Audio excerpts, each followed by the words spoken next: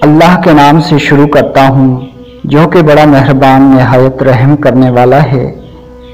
فیض وظائف کے معزز سامعین، السلام علیکم۔ امید کرتا ہوں کہ آپ سب لوگ خیر خیریت سے ہوں گے۔ آپ سے گزارش ہے کہ ہمارے چینل کو سبسکرائب کر لیں اور بیل کے آئیکن کو پریس کر لیں۔ رسول اللہ صلی اللہ علیہ وآلہ وسلم کا ارشاد مبارک ہے کہ جس نے رمضان کے 10 دنوں کا اعتکاف کر لیا ایسا ہے جیسے 2 حج اور عمرے کیے۔ حضرت عائشہ صدیقہ رضی اللہ تعالیٰ عنہا سے روایت ہے کہ نبی کریم صلی اللہ علیہ وآلہ وسلم رمضان کے آخری عشرے میں اعتکاف فرماتے تھے۔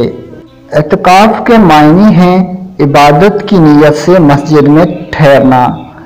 رمضان کے آخری عشرے کا اعتکاف سنت مؤکدہ ہے اور اس کا وقت 20ویں روزے کے غروب سے لے کر شوال کا چاند نظر آنے تک ہے۔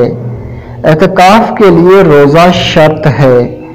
بلا عذر مسجد سے نکلنے سے اعتکاف فاسد ہو جاتا ہے اور قضا لازم ہوگی۔ معتکف مسجد میں ہی کھائے پیے سوئے، اگر ان کاموں کے لیے مسجد سے باہر گیا تو اعتکاف فاسد ہو جائے گا۔ گرمی یا پسینہ کی بدبو کے باوجود غسل کرنے نہیں جا سکتے۔ اللہ تعالی ہمیں سمجھنے کی توفیق عطا فرمائے، آمین۔